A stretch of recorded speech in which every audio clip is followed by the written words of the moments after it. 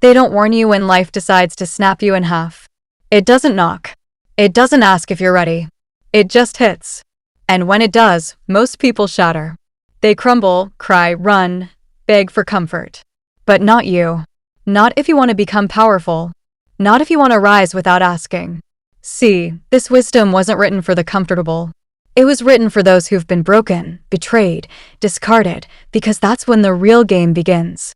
When life breaks you, it's watching what you do next. You want to know who you really are? Let everything fall apart. Let the money go. Let people turn their backs. Let the future look uncertain. You'll meet yourself in that storm. And if your mind is weak, you'll rot in self-pity. But if your mind is cold, alert, and detached, you'll evolve. Pain isn't an enemy. It's a teacher. It separates the fragile from the forged. And if you let it, pain will build you a mind that nothing can bend again. This world doesn't care about how you feel. It only responds to what you become. When they leave you in the dark, don't scream. Sit in silence. Analyze. Watch your thoughts. Dissect your emotions. Learn where your weakness lives. Then starve it. Don't reach out. Reach inward. Because once you build a mind that doesn't collapse under pressure, you'll become someone they can never control again. You are not here to be liked. You are not here to stay soft. You are here to become dangerous to anything that ever tried to break you. Weak minds seek comfort. Strong minds seek control. When most people are hurt, they look for distractions, temporary highs. They run to friends, noise, or addictions to escape what's really happening inside. But comfort kills growth. And that's exactly what the world wants. A mind addicted to ease will never rise to power. To be untouchable, you must rewire how your brain responds to pain. Control is the highest form of power, but it doesn't begin with others. It begins with your own reactions. You've been trained to numb yourself, scrolling, eating, blaming, all so you never face the real war within. But the one who rules his own mind owns the world. While others chase pleasure, you train focus. While they seek reassurance, you sit with discomfort. While they panic, you plan. That's not heartlessness. That's dominance over the only thing that truly matters, your own psychology. You were never weak because life hurt you. You became weak because you let emotion hijack your judgment. You handed over your mental power to feeling, to chaos, and the second you did, you became prey. Understand this. Pain is inevitable, but the interpretation is your choice. The one who controls meaning controls everything. You have to unlearn the belief that reacting emotionally makes you authentic. It doesn't. It makes you predictable. The world studies you.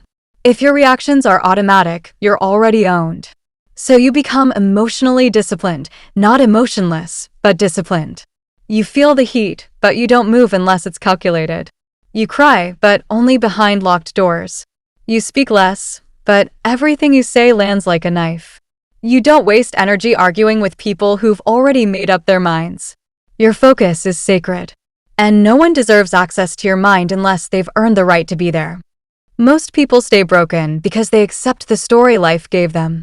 They wear their suffering like a badge, hoping someone will understand. But real power isn't earned through pity. It's taken through mental warfare. To become untouchable, you rewrite your story right now. Tear down every narrative that says you're a victim, that says you were wronged, that says life owes you something. Life owes you nothing. But it will give you power if you prove you're ruthless enough to take it. Your trauma is not your personality. Your pain is not your identity. Stop calling it your truth. It was a phase, a hit, a test. Now destroy it. You're not here to tell the world what happened to you. You're here to show the world who you became because of it. This requires the most silent killer of mental power, killing attachment. Attachment feels warm, like love, loyalty, hope. But beneath the surface, it turns your strength into chains. You wait, you chase, you compromise for things that were never meant to stay. That's the first fracture in your mental armor, caring too much about things that don't care about you. To train your mind to withstand life's betrayals, you must never attach your peace to anything external, not people, not outcomes. Because the moment something controls how you feel, it controls you. And a controlled man is a weak man. To become dangerous, become emotionally independent. Master the art of showing up calm while chaos surrounds you. People will wonder why you don't react, why you don't beg, why you don't flinch. That's when you know the transformation is working. Your silence becomes unsettling. Your absence becomes loud. Your detachment becomes your dominance. Because while the world panics, you stay composed, not because you don't feel, but because you no longer need. This is the moment you become something else. Not a survivor, not a victim, but a weapon. A presence. A mind that doesn't flinch when it's tested, because it has been tested 1,000 times in silence. And every time it didn't break, it recalculated. Power bows only to those who train their minds like an assassin trains his blade, cold, sharp, and always ready. The unbreakable mind isn't born through hope.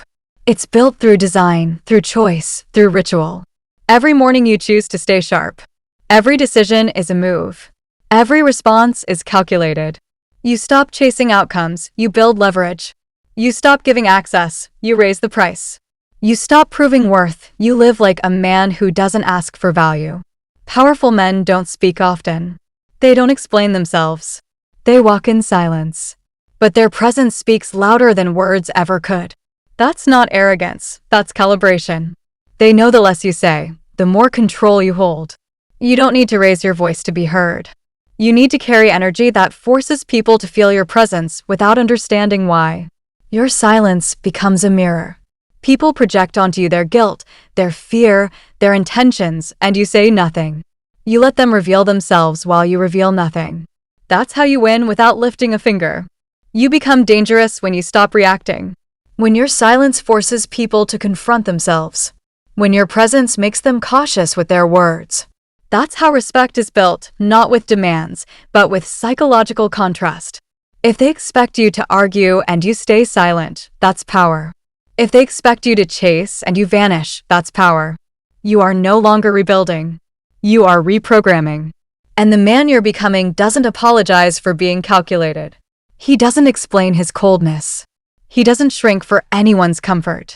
He doesn't seek permission. He builds position. That's the energy that rises to the top. That's the mindset that no loss, no betrayal, no chaos can destroy. You are untouchable now. You own your mind. Now go quietly and let your next move make the noise.